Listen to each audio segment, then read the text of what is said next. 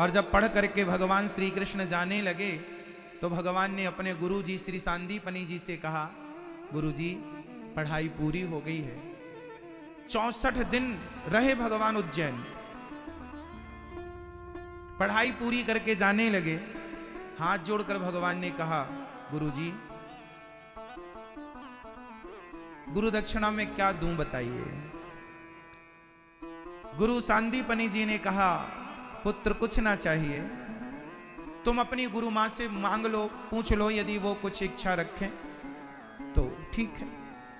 भगवान गुरु माता के पास गए, मां चरण पकड़ के कहा, मां शिक्षा पूरी हुई, मुझे जाना है।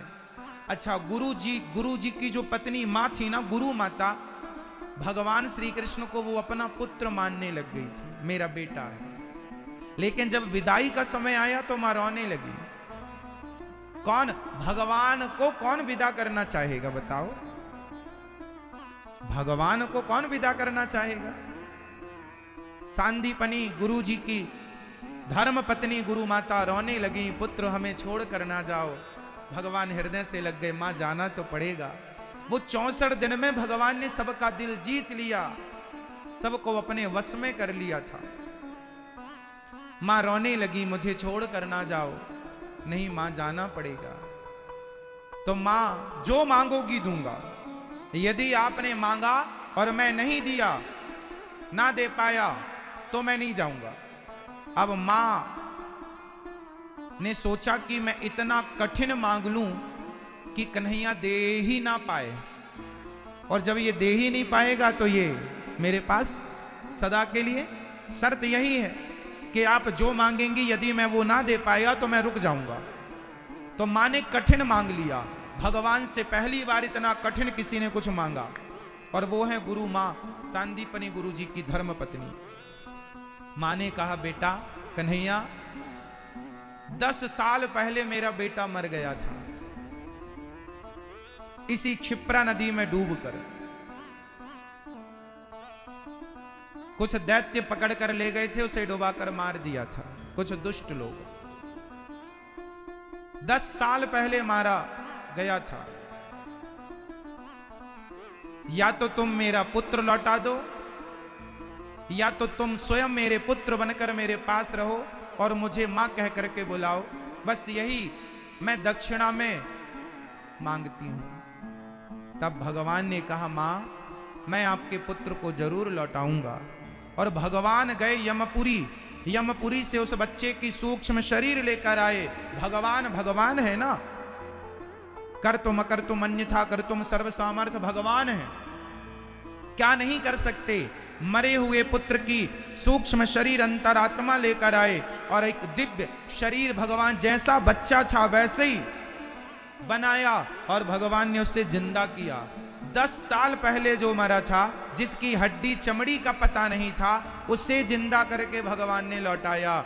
ऐसे भगवान जब उन्हें लौटा सकते हैं तो खुद का भांजा मर गया तो लौटाया क्यों नहीं, जिंदा क्यों नहीं किया?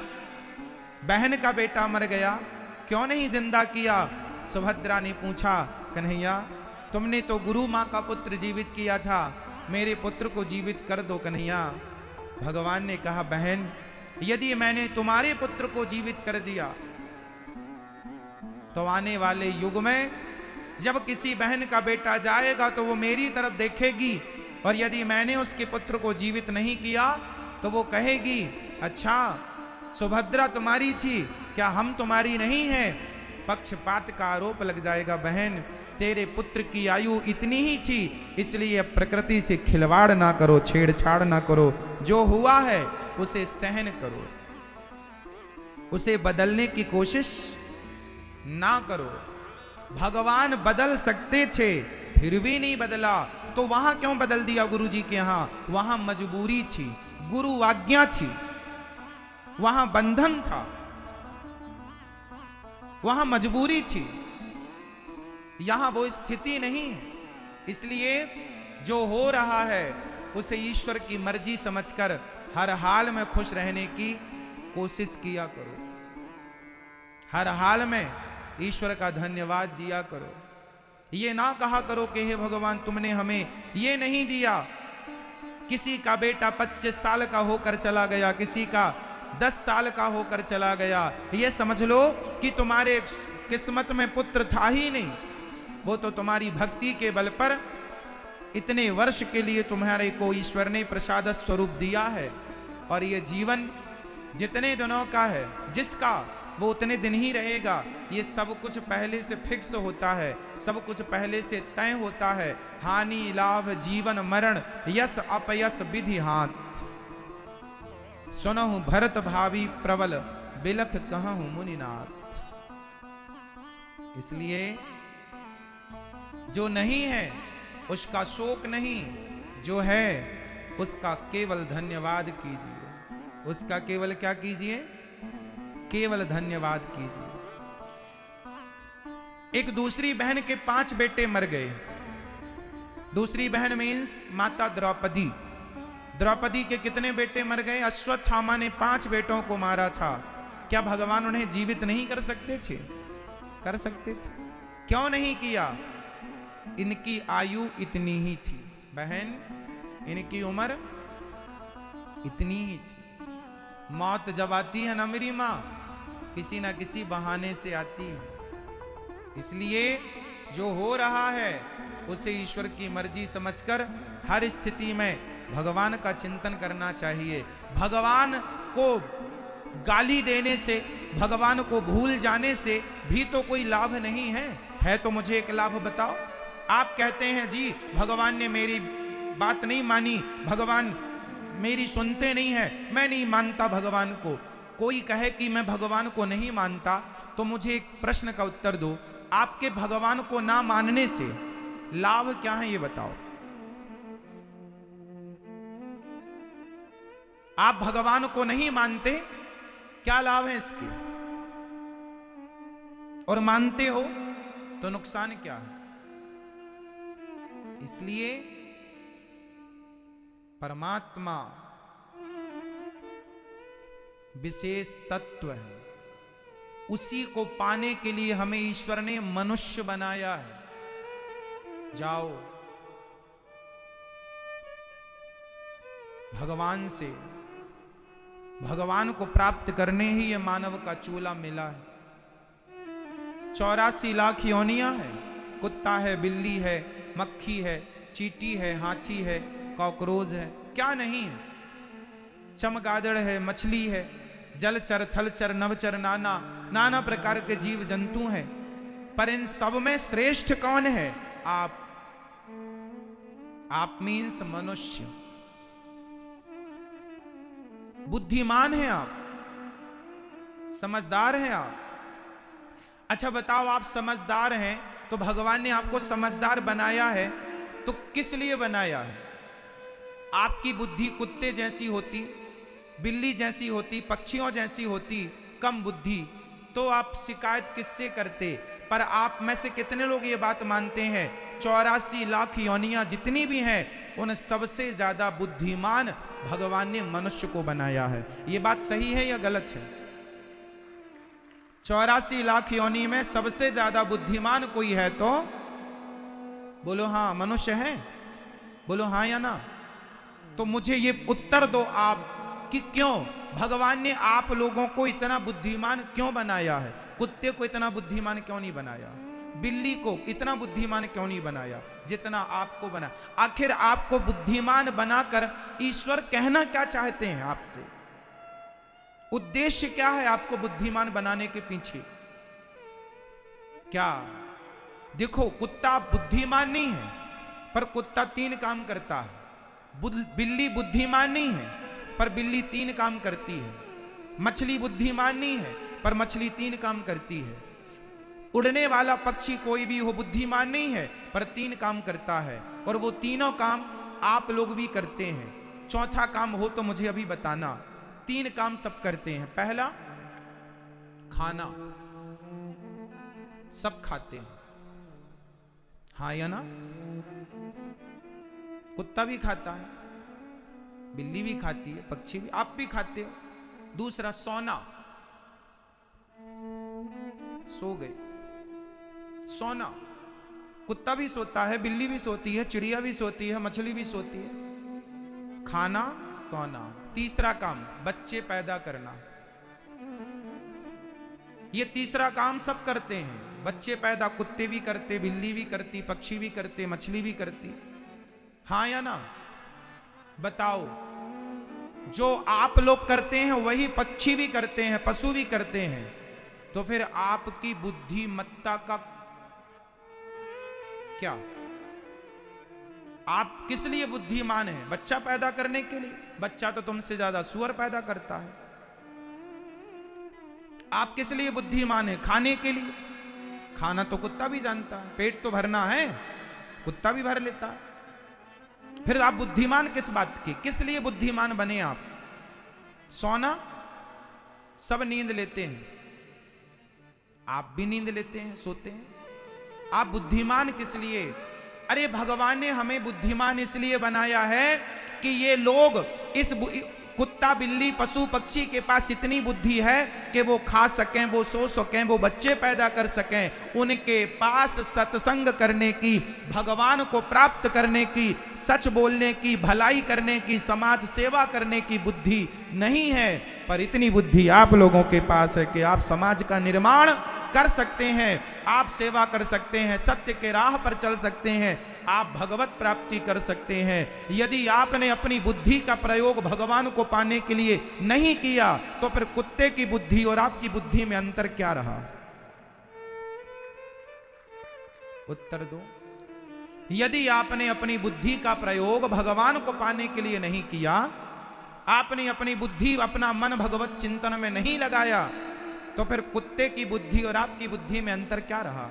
बिल्ली की बुद्धि और आपकी और हमारी बुद्धि में अंतर क्या रहा?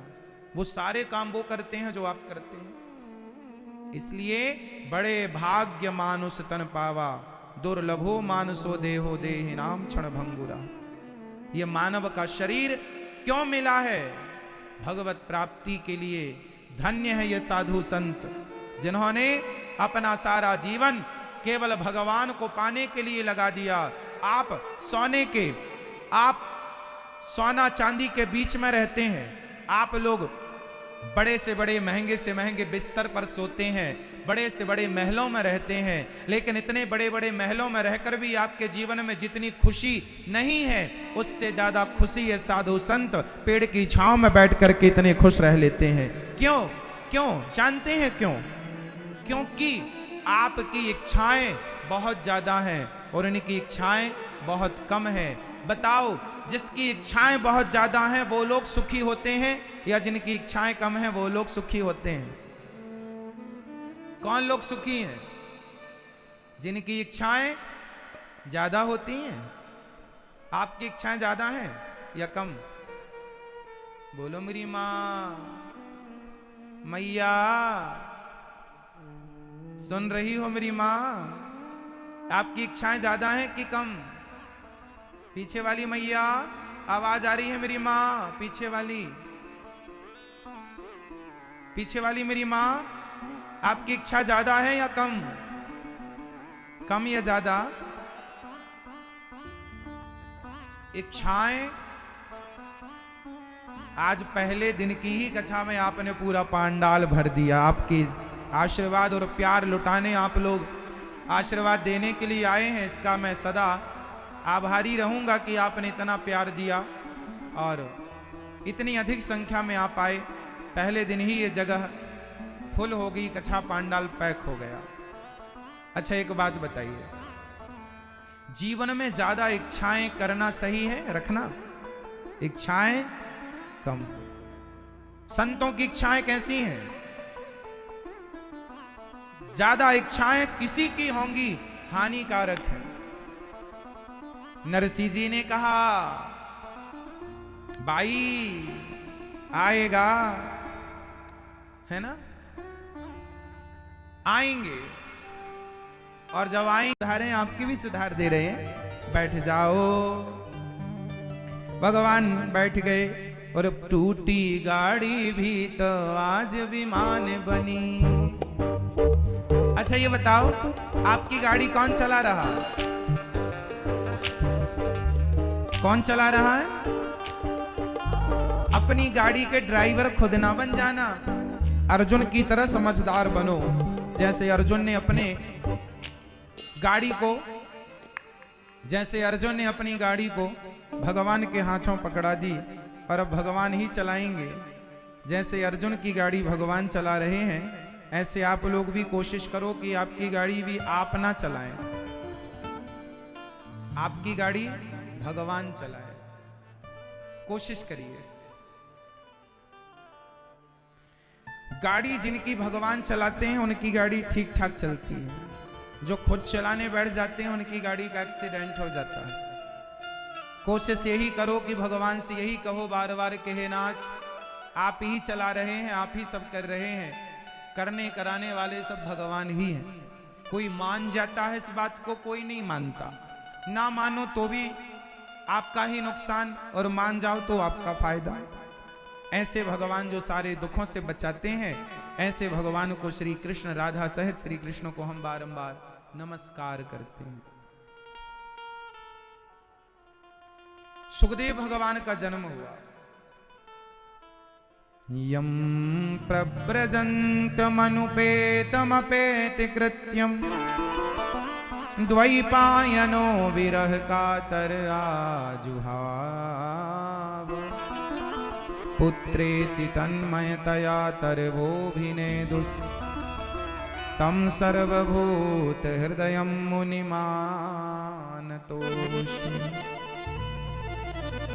श्री सुखदेव भगवान का जन्म हुआ और जन्म लेते ही सुखदेव भगवान भगवत नाम जपने के लिए, भगवान को प्राप्त करने के लिए निकल पड़े। सुखदेव जी का जन्म हुआ और वो भगवान को पाने चले गए, क्योंकि हम और आप बुद्धिमान तब माने जाएंगे जब अपनी बुद्धि को भगवान के चरणों में लगाएंगे। जिनकी बुद्धि भगवान के चरणों में लगी ही नहीं, वो बुद्धिमान कहलाएंगे? बुद्धिमान कौन?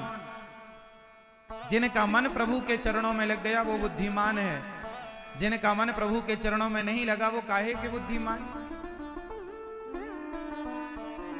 सुखदेव भगवान का जन्म हुआ और जन्म लेते ही निकल पड़े घर से।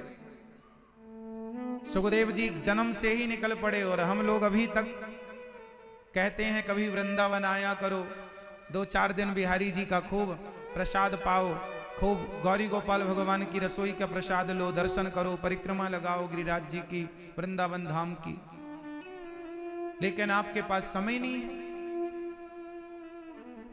सुखदेव भगवान तुरंत जन्म लेते ही निकल पड़े और आप लोग मतलब जो लोग नहीं आते उनको हम कह रहे हैं आया करो।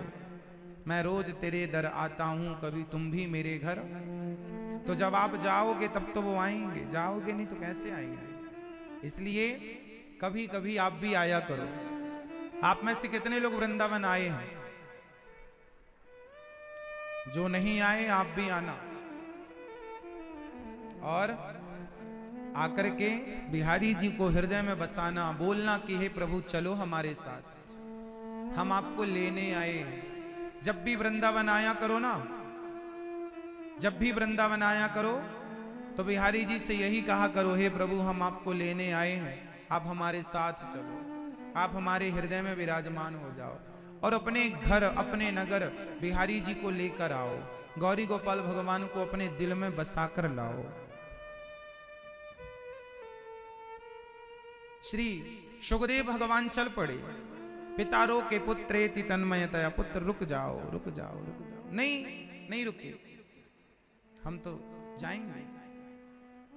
पिता रोक रहे हैं, बेटा रुको बेटा रुको। नहीं रुके, नहीं रुकेंगे। संसार में बहुत रह लिया, अब जरूरी नहीं है, जरूरत नहीं है। मां के पेट में 12 साल तक रहे सुखदेव भगवान, बाहर आए। जैसे ही सुखदेव भगवान बाहर आए निकल कर जाने लगे। कहां जा रहे हैं? तप करने के लिए, भगवान को पाने के लिए। जाकर समाधि में बैठ गए। कुछ स्त्रियां देवांगनाएं कपड़े सुखदेव भगवान को देखकर नहीं पहनी, पर व्यास जी को देख करके सिर ढकने लग गई। व्यास जी ने कहा मेरा जवान बेटा गया, तुम्हें लाज शर्म नहीं आई? मुझे देखकर लाज शर्म करती हो? कहते हैं क्या बताएं, आपके पुत्र को देखकर लाज शर्म इसलिए नहीं आई क्योंकि आपके पुत्र के अंदर कोई कामना ही नहीं, कोई वो निष्काम है, और निष्काम है तो लाज शर्म कैसी। सुखदेव भगवान निष्काम थे, कोई कामना नहीं, काम क्रोध से परे थे। वेद व्यास जी महाराज ने भागवत अपने शिष्यों को रटाई और कहा, श्लोक याद करा के भेजा। वरहा पीडम नटवर वपु कर्णयो कर्णिकारम बिभ्रदवासः कनक कपिशम वैजयंतीं च माला रंध्रान् वेणोरधर सुधया पूरयन् गोपवृन्दै वृन्दारण्यं स्वपदरमणं प्राविशद्गीत कीर्ति। भगवान कितने सुंदर हैं। जब सुखदेव भगवान ने सुना, उनका मन हुआ कोई इतना सुंदर। अच्छा बताओ, भगवान का स्वरूप सुंदर है कि स्वभाव?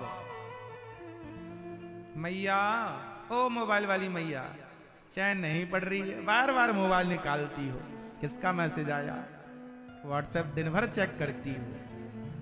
हाँ, जितना ध्यान आप लोग व्हाट्सएप में देते हैं, इतना ध्यान पति में देने लग जाओ तो लड़ाई झगड़े खत्म हो जाएं। हाँ।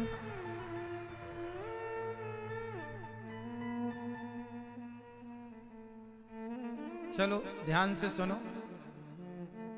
अच्छा, भगवान ज्यादा सुंदर हैं, भगवान का स्वरूप ज्यादा सुंदर है कि स्वभाव?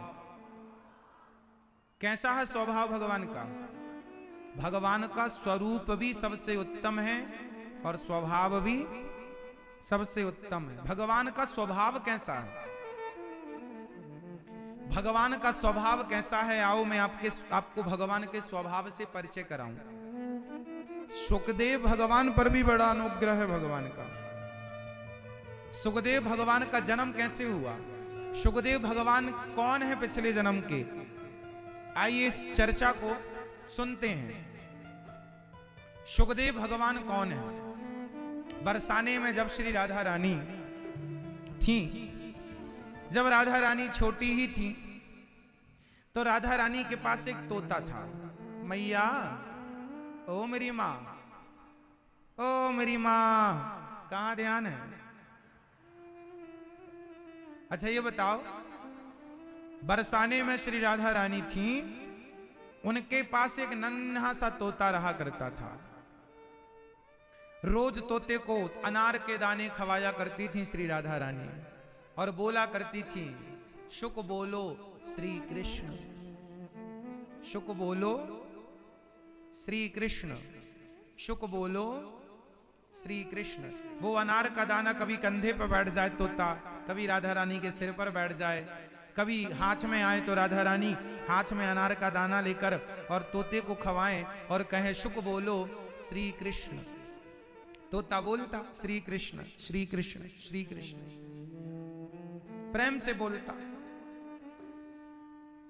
एक दिन क्या हुआ कि जो तोता बहुत प्यार करता था राधा रानी से, और जिस तोते को बहुत प्यार करती थी राधा रानी, आज राधा रानी ने उसे अनार खिलाया और किसी काम में राधा रानी व्यस्त हो गई, और तोते का जो पिंजरा था उसका दरवाजा खुला रह गया।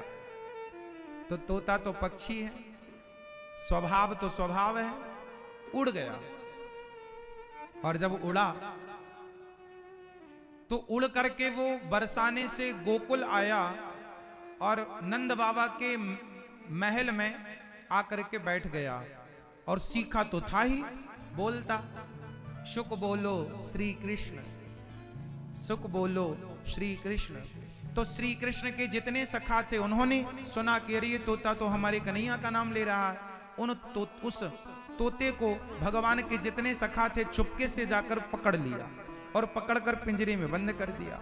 अब राधा रानी आई, अपने काम को पूरा करके देखा तो पिंजरा खुला, तोता नहीं। सारी सखियों को बुलाया, कहां गया हमारा शुक, शुक हमारा कहां गया? किसी ने नहीं बताया कहां चला गया। राजा के पास, वृषभानु जी के पास सूचना पहुंची कि राधा रानी का शुक कहीं गायब हो गया। सेना को आदेश दिया गया, जाओ ढूंढ कर लाओ।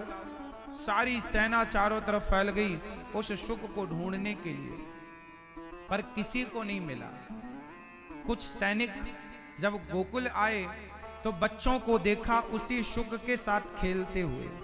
सूचना पहुंची, वृषभानु जी को सूचना मिली कि गोकुल में नंद महल में देखा गया है तोता। वृषभानु जी जाने लगे तो राधा रानी बोली मैं भी जाऊंगी। तो श्री राधा रानी जब जाने लगी तो मां कीर्ति ने भी कहा अच्छा यशोदा के पास चल रहे हो, हम भी चलो, बहुत दिन बाद मिलना होगा, मिल लेंगे। तो रथ तैयार हुए, एक रथ पर श्री वृषभानु जी और कीर्ति मां, और एक रथ पर राधा रानी अपनी सखियों के साथ विराजी। सेना चली और नंद बाबा को पता चला कि वृषभानु जी आ रहे हैं। बड़ा स्वागत सत्कार श्री नंद बाबा जी ने किया। नंद बाबा ने कहा वृषभानु जी अकस्मात अचानक क्या करें, हमारी बेटी का तोता आपके पास है। तोता? शुक? हाँ। कहाँ? वो रहा पिंजरे में। बच्चों को बुलाया गया, क्यों ये शुक कहाँ मिला? बोले वहां ऊपर बैठा था महलों में, हमने पकड़ लिया। राधा रानी बोली ये शुक हमारा है। श्याम सुंदर ने कहा नहीं, आपका होता तो आपके पास होता, ये तो हमारा है क्योंकि हमारे पास। राधा रानी बोली नहीं ये शुक हमारा है। श्याम सुंदर बोले नहीं ये शुक हमारा है। शुक एक है, कहने वाले दो हैं, वो किसका है? तो नंद बाबा और वृषभानु जी बोले अच्छा तुम लोग ये मत कहो कि हमारा है, शुक से ही पूछ लो कि भैया तू ही बता तू किसका है। अब शुक से पूछा गया भैया तुम किसके हो? शुक ने कहा मैं किसी को नहीं जानता, सिर्फ राधा रानी को जानता हूं। उन्होंने मुझे पढ़ना लिखना सिखाया है, श्री कृष्ण उन्होंने सिखाया है, तो मेरी गुरु वही है। मुझे कृष्ण का बोध कराया है तो राधा रानी ने, तो राधा रानी मेरी माँ है, गुरु है। मैं गुरु तत्व के रूप में उनका हूं, प्रणाम उन्हें करता हूं। शुक को राधा रानी लेकर चली गई। फिर वही अनार का दाना खवाएं, उनको प्यार करें, लाड़ लड़ाएं। एक दिन और एक घटना घट गई। श्याम सुंदर अपने सखाओं के साथ बरसाने गए और वहां पर भगवान के जितने मित्र थे और राधा रानी की जितनी सखियां थी, सबने खेल खेलना शुरू किया। बच्चे थे, खेल लुका छिपी का खेल, हम छिप जाएंगे फिर तुम ढूंढना, तुम छिपोगे तो हम ढूंढेंगे, ऐसा खेल चालू हुआ। अब हुआ ये कि सबसे पहले श्याम सुंदर छिपे तो राधा रानी ने ढूंढ लिया। अब की बार राधा रानी छिपी तो श्याम सुंदर ने बहुत कोशिश की ढूंढने की, बहुत समय लगाया, पर जब नहीं मिली तो श्याम सुंदर ने शुक से पूछा अरे शुक तुम्हें तो पता है कि राधा रानी कहाँ है, तुम थोड़ी सी हमारी मदद करो। शुक जी ने कहा हाँ हमें पता है कहाँ है। समझो कि बिना शुक के राधा रानी तक भगवान भी नहीं पहुंच सकते, तो बिना शुकदेव जी की भागवत सुने भला हम भगवान तक कैसे पहुंचेंगे? हम राधा रानी तक कैसे पहुंचेंगे? तो श्याम सुंदर को शुक ने बताया कि वहां छिपी है राधा रानी। अब शुक ने बताया, श्याम सुंदर ने पकड़ लिया, और जब पकड़ा तो सखियों ने कहा ये चीटिंग की भगवान कन्हैया ने, ये शुक ने बताया। राधा रानी को गुस्सा आया, क्यों रे शुक, तूने मेरी बताई बात की कहां छिपी हो? क्षमा मां, क्षमा कर दो। नहीं, तुमने हमारे खेल में बाधा डाली है, हमारा खेल इतना आनंद से चल रहा था और तुमने बाधा डाल दी।